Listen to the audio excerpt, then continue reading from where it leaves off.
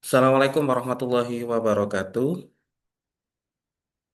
Waalaikumsalam warahmatullahi wabarakatuh. Alhamdulillah kita bisa bertemu untuk perkuliahan hari ini, yaitu pengelolaan pembelajaran. Pada pertemuan ketiga ini, pengelolaan pembelajaran, kita akan membahas terkait tentang perubahan paradigma tentang mengajar. Bentar, saya pakai headset.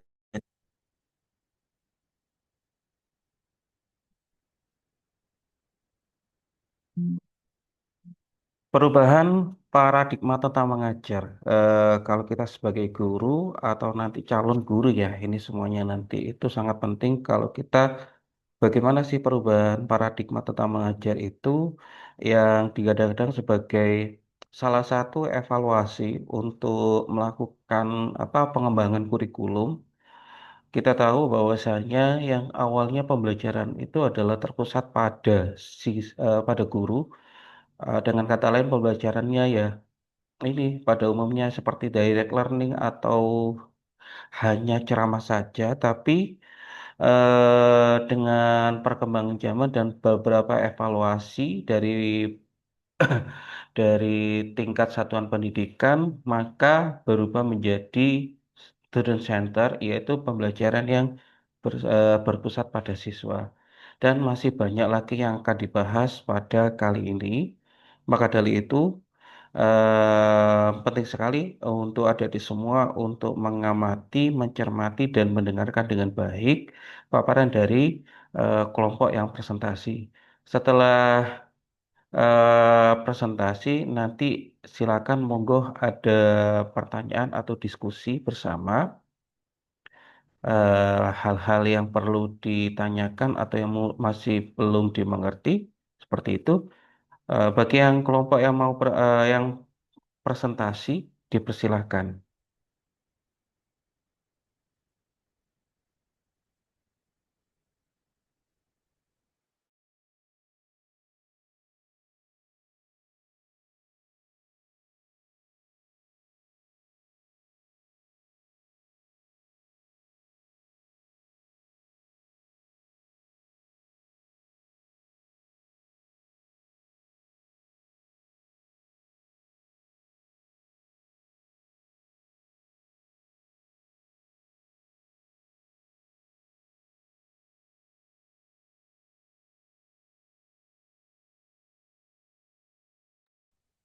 Untuk share screen-nya gimana, Bang? Iya, sebentar, sebentar. Tadi sudah. Oh ya, silakan sudah bisa, monggo.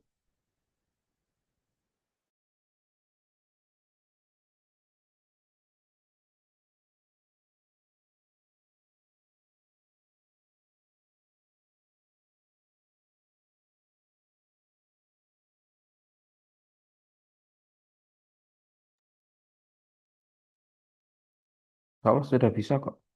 Monggo, siap.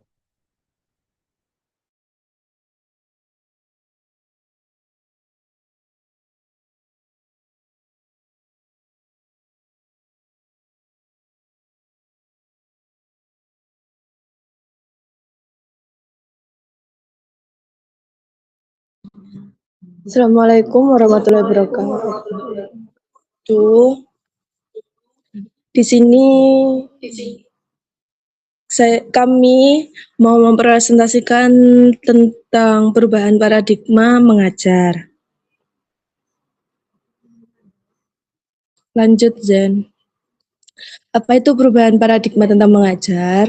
Perubahan paradigma tentang mengajar adalah suatu pergeseran mendasar dari metode konvensional atau guru sebagai pusat menjadi pembelajaran aktif yang berpusat pada siswa, di mana guru bertindak sebagai fasilitator. Mengajar berpijak pada pandangan behavioristik.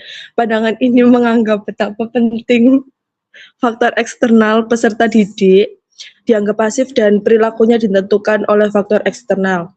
Menurut Tordik, Ivan Pavlov, John Watson, sejak tahun 1950-an, definisi mengajar sendiri itu mengalami perkembangan secara terus-menerus dan perlu adanya perubahan paradigma tentang mengajar. Terlepas dari regulasi seperti hal tersebut, apakah mengajar sebagai proses untuk menanamkan pengetahuan di abad teknologi saat ini masih relevan? Setidaknya ada 3 alasan perlunya perubahan paradigma mengajar, yaitu yang pertama, bahwa peserta didik bukan orang dewasa dalam bentuk kecil, tetapi mereka adalah manusia yang sedang berkembang, memiliki segenap potensi dan dalam perkembangannya memerlukan komponen eksternal. Yang kedua, ledakan iptek mengakibatkan setiap orang tidak mungkin menguasai setiap cabang keilmuan. Dan yang ketiga itu penemuan-penemuan baru khususnya dalam bidang psikologi yang mengakibatkan pemahaman baru terhadap konsep perubahan tingkah laku manusia.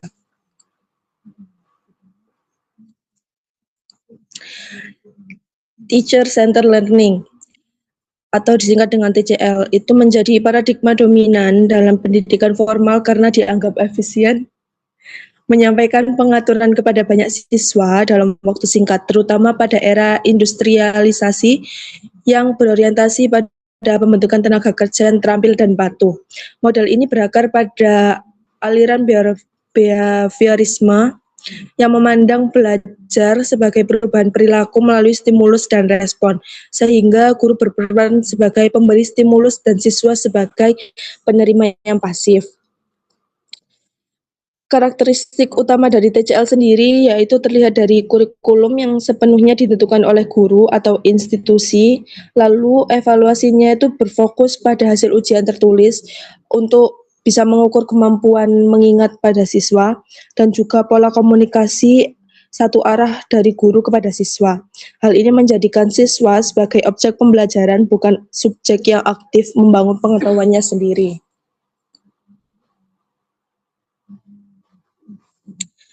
Student Centered Learning atau disingkat dengan SCL.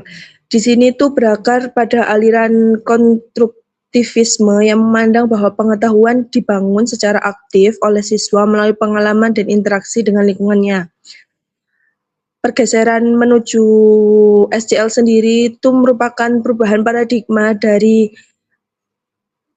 teaching menuju learning, di mana keberhasilan diukur dari pemahaman yang dicapai siswa. SCL sendiri menempatkan siswa sebagai pelaku utama dalam pembelajaran, sedangkan guru berperan sebagai fasilitator. Siswa dituntut aktif mengerjakan tugas, berdiskusi, dan membangun pengetahuannya sendiri. Perkembangan teknologi informasi ini juga memperkuat penerapan SCL karena siswa bisa mengakses berbagai sumber belajar secara mandiri, serta bisa memperluas wawasan siswa dan guru sehingga dipandang lebih efektif dalam pendidikan modern.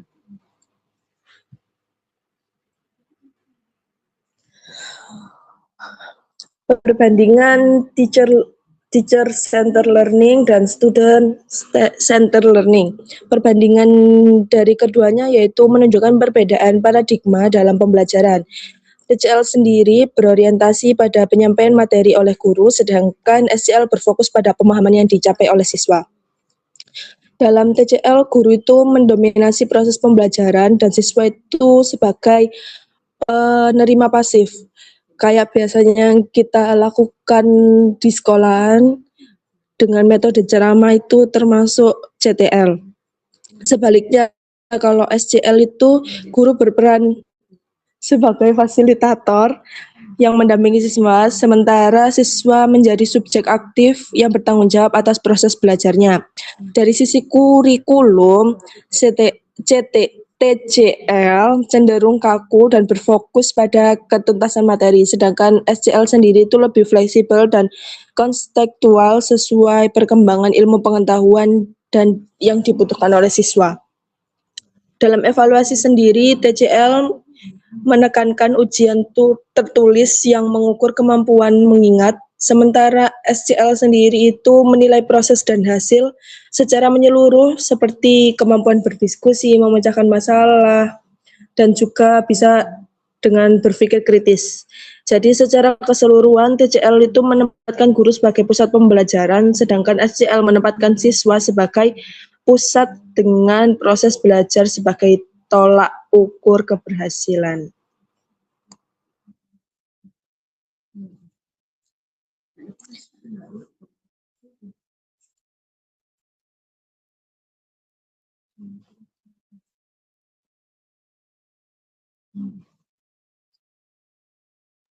Nah, di sini kita bisa lihat perbandingannya atau perbedaannya, yaitu dari segi peran guru, itu kalau JCL itu sumber utama, kalau di SCL itu hanya sebagai fasilitator.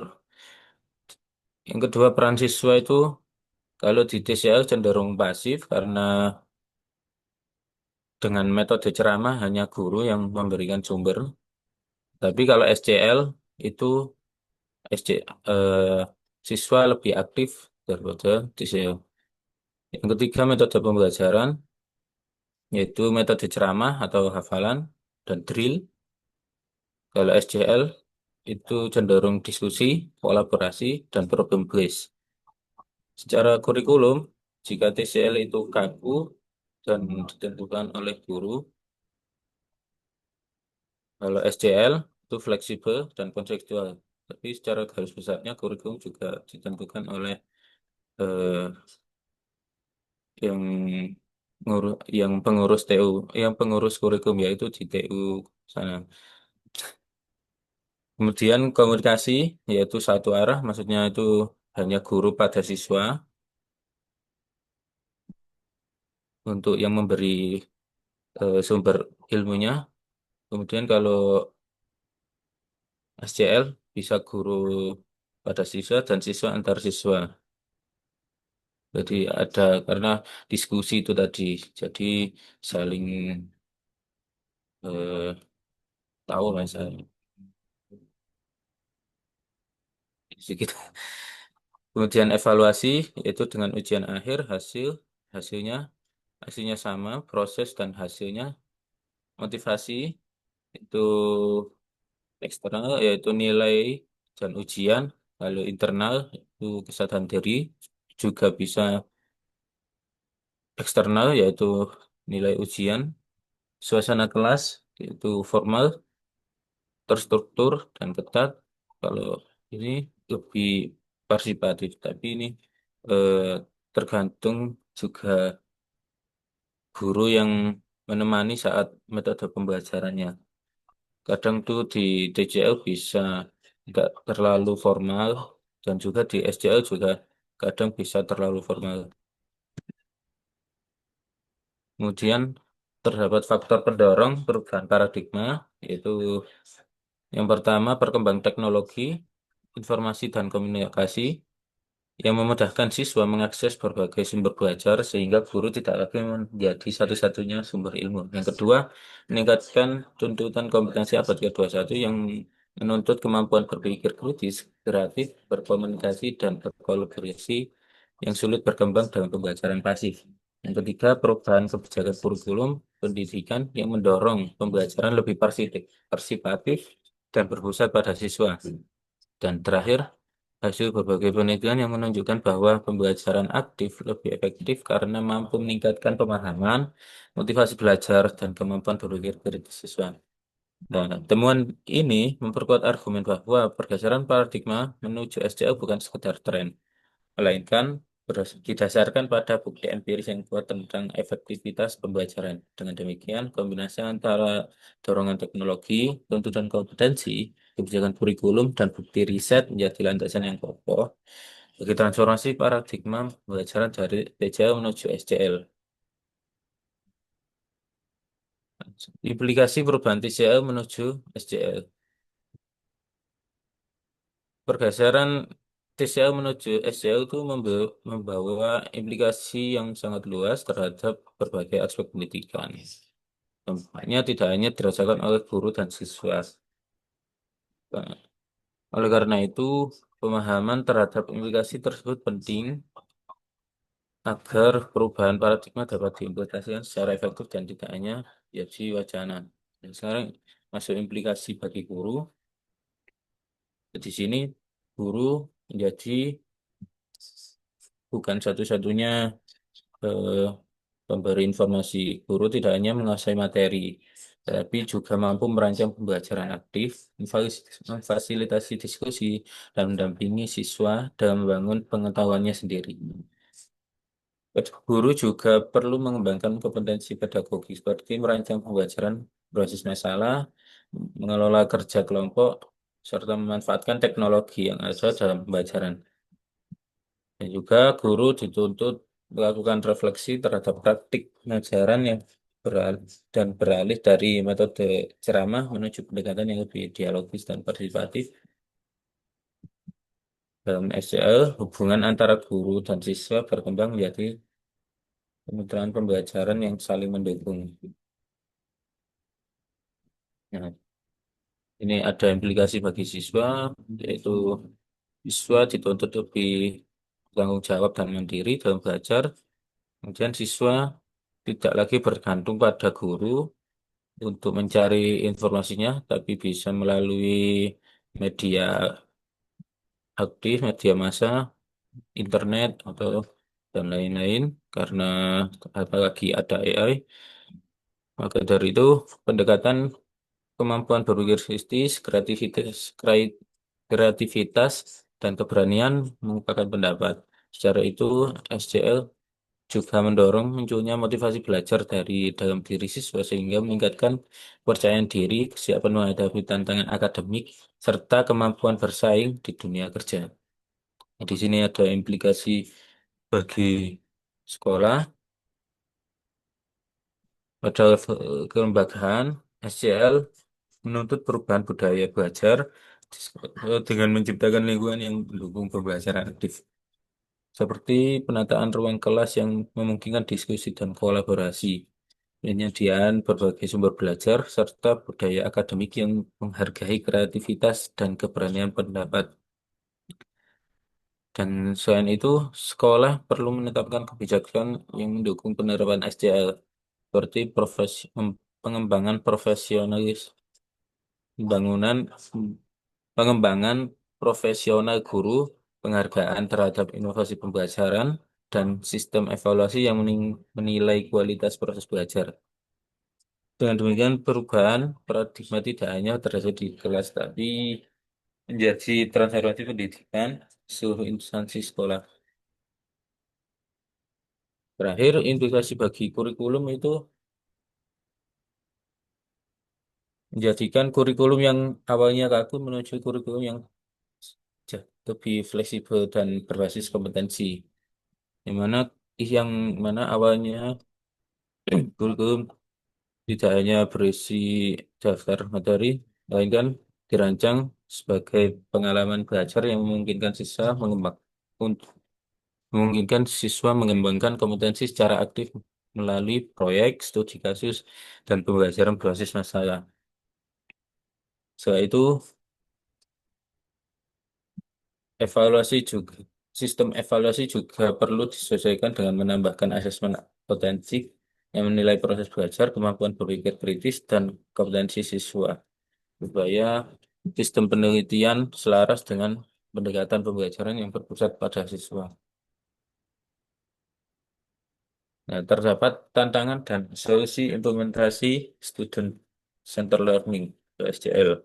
Yang pertama, resistensi guru terhadap perubahan karena terbiasa dengan metode konvensional yaitu ceramah.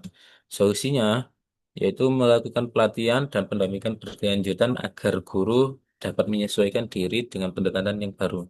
Yang kedua, keterbatasannya sarana dan prasarana yang mendukung pembelajaran aktif. Nah, solusinya itu dengan mengoptimalkan sumber daya yang ada, memanfaatkan teknologi sederhana, serta mendukung aktivitas kelompok. Yang ketiga, budaya belajar pada siswa yang membuat mereka kesulitan untuk aktif dan mandiri. Hal, hal ini dapat diatasi melalui kebiasaan bertahap seperti diskusi dan pembelajaran berbasis proyek. Yang keempat, sistem evaluasi yang masih berfokus pada ujian hafalan. Solusi solusi yang keempat bisa dengan mengembangkan asesmen autentik yang menilai proses belajar, kemampuan berpikir kritis, dan kompetensi praktis siswa. Dengan mengatasi tantangan tersebut, pergeseran dari TCL menuju SCL dapat diterapkan secara nyata dalam pendidikan. Eh, Monggo yang ingin bertanya, sekian dari kami. Terima kasih yang presentasi dari teman-temannya yang audien. Monggo jika ada yang ditanyakan bisa raise hand.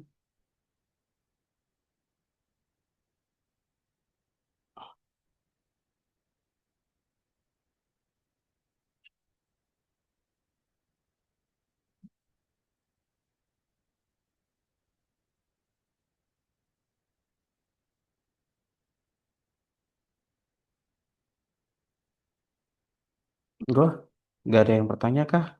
Kalau nggak, nanti saya yang bertanya.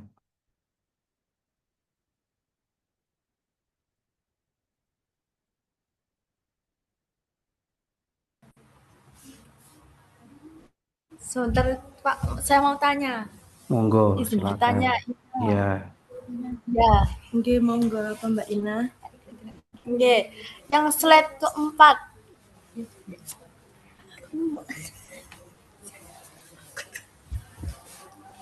Slide keempat tolong dibukakan ya.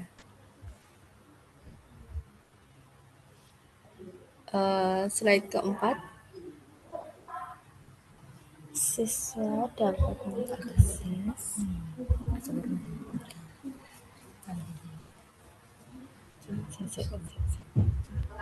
Ini slide keempat.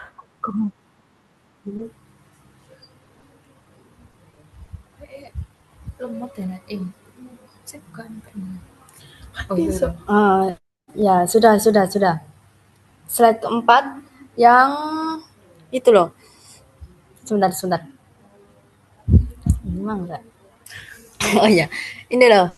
Siswa dituntut ya, siswa dapat mengakses berbagai sumber belajar secara mandiri dan siswa dituntut aktif, ya ini mengerjakan tugas berdiskusi membangun pengetahuannya sendiri. Oke, kan sekarang kan di internet atau di sosmed kan biasanya siswa kan kalau tanya-tanya kan suka di internet ya. Nah, itu kan banyak banget kayak, informasi yang bodong atau hoax gitu.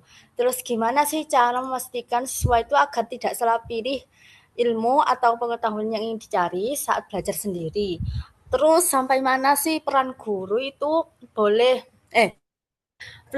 dapat membantu siswa supaya tidak tersesat dalam mencari mencari, eee mencari pengetahuannya itu sendiri gitu. Tapi juga guru itu tidak kembali ke TCL, metode TCL yang hanya memberikan perintah saja. Gitu.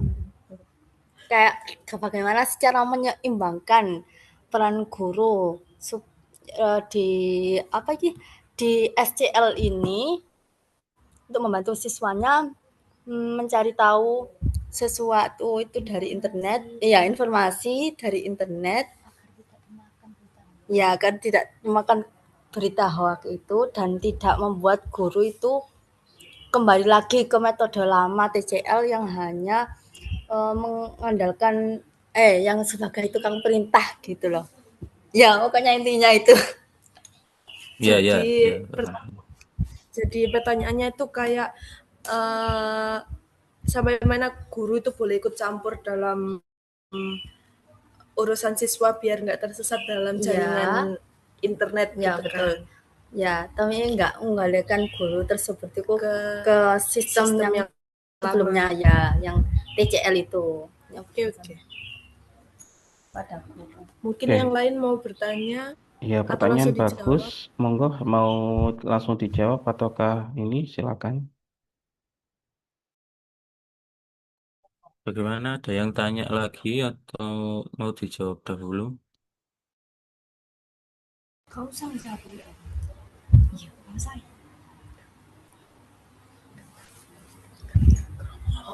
Di sini saya ingin bertanya, Najwa. Apakah perubahan paradigma mengajar guru ke siswa itu disesuaikan dengan perkembangan kurikulum yang ada? Jika iya, bagaimana cara guru itu mengarahkan pembelajaran tentang suatu materi, khususnya pada bidang matematika, Pada saat adanya perubahan paradigma guru mengajar kepada siswanya. Apakah kurang jelas? Jadi intinya itu apa ada perubahan paradigma mengajar kepada siswa, terus khususnya itu di matematika gitu. Ya, sama bagaimana cara mengarahkan pembelajarannya itu kalau terjadi paradigma itu tadi. Perubahan paradigma itu tadi. Kan barangkali nanti kalau ujuk-ujuk dirubah itu siswa kan pasti gimana ya, pasti bingung gitu loh untuk menangkap materi yang dijelaskan oleh guru. Seperti itu. Oke.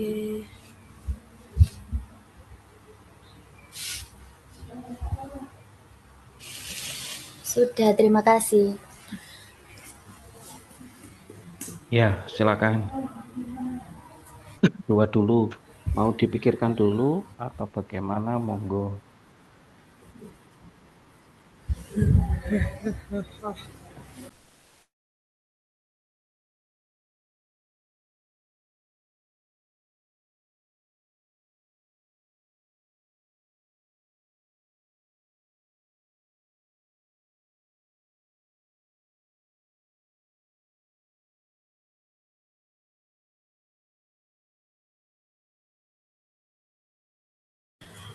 Untuk pertanyaannya Ina tadi kan sampai mana guru itu boleh ikut campur supaya siswa nggak tersesat di akses internet, dan tapi juga guru nggak balik ke metode yang lama. Jadi itu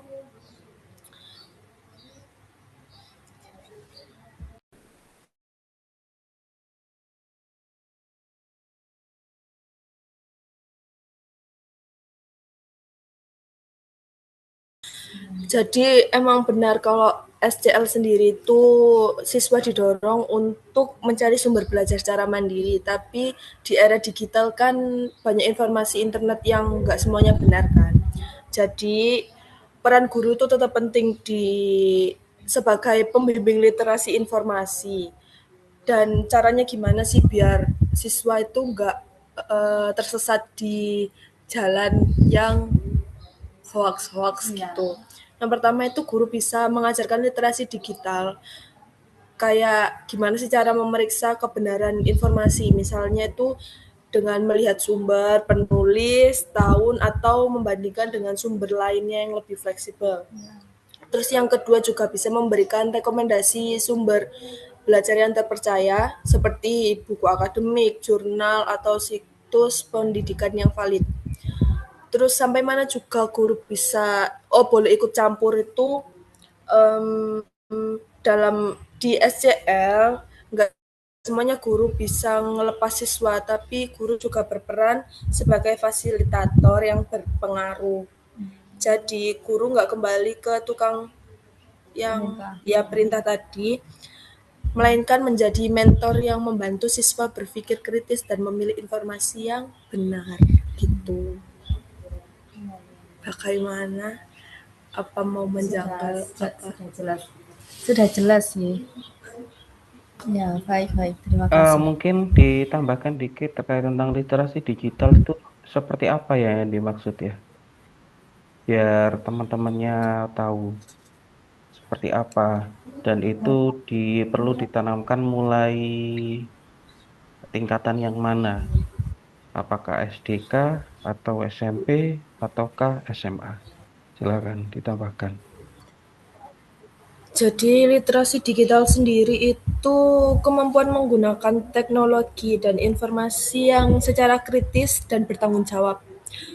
Jadi siswa itu bisa memperoleh pengetahuan dengan benar dan tidak mudah terpengaruh oleh informasi yang salah di internet. Dan literasi digital itu bisa diajarkan sejak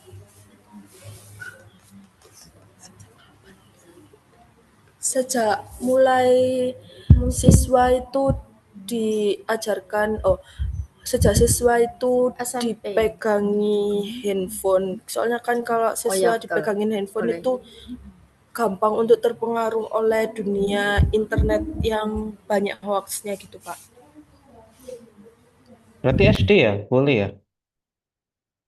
SD. Boleh Pak SD. Kan kebanyakan sekarang SD itu udah dipegangin HP. Iya. Nggak harus SD. Kayaknya masih TK itu udah dipegangin HP semua, Pak. Wah itu. Tapi kan nggak boleh dibawa ke sekolah ya. Oh Iya. ya. Yang dibawa ke sekolah itu mulai tingkatan berapa? SMP. SMP. Masa Kelas SMP? 6 Atau kelas juga. 6. Kelas 6 juga biasanya enggak. Cenderung SMA.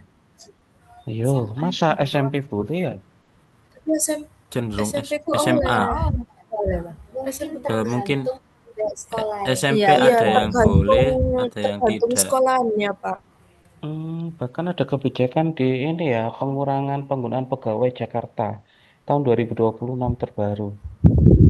Itu ada penggunaan apa, minimalisasi penggunaan gawai itu. Tapi cuman ini ya, bahkan kalau di SMP saya pernah ambil data di SMP kota maupun SMP kabupaten nggak boleh itu bawa HP.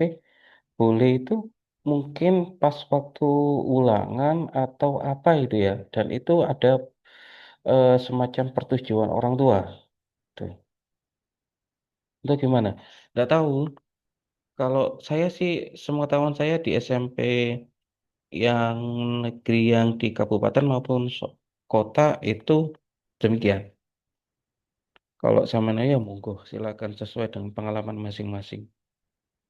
Oke itu terkait tentang literasi digital nanti silakan ditambah lagi karena memang itu coba dibaca-baca lagi karena memang itu sangat penting sekali.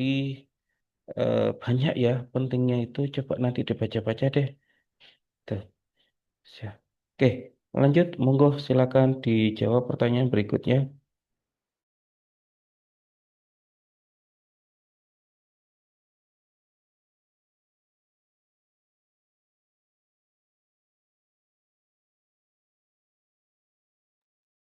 Nah, saya izin jawab pertanyaannya Mbak Najwa tadi.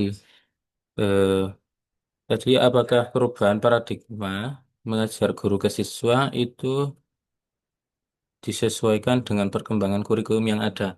Jawabannya eh, cenderung iya, karena eh, kan kalau di mode KTSP dulu, tapi ya,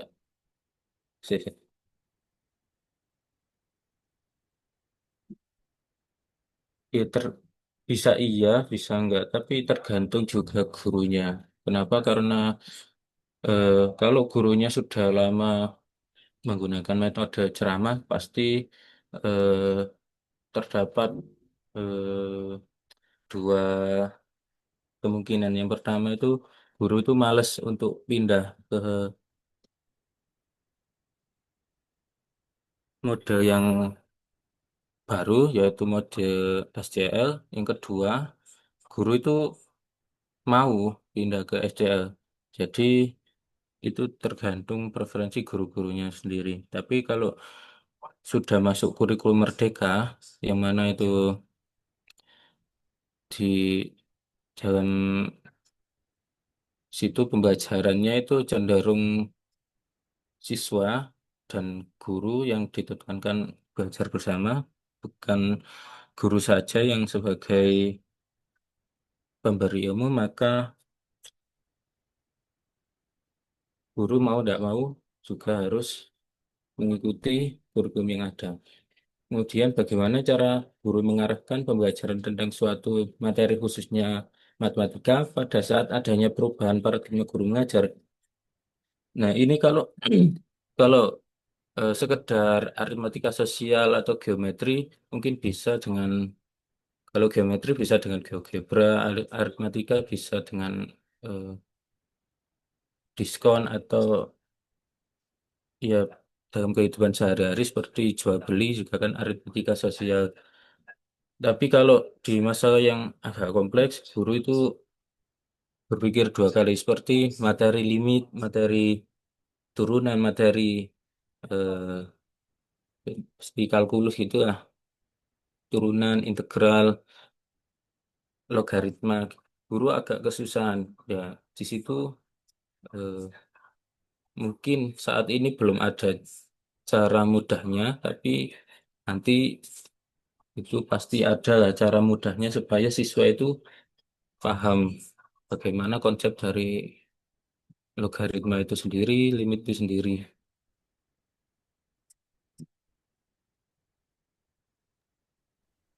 Gimana Tapi yang penanya?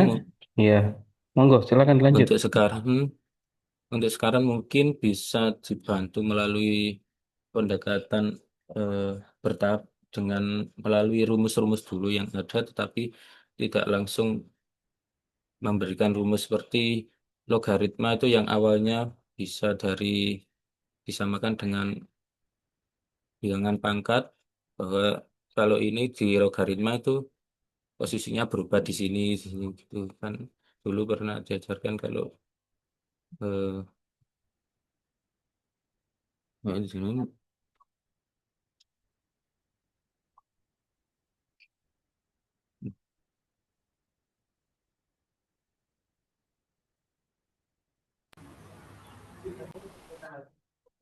kalau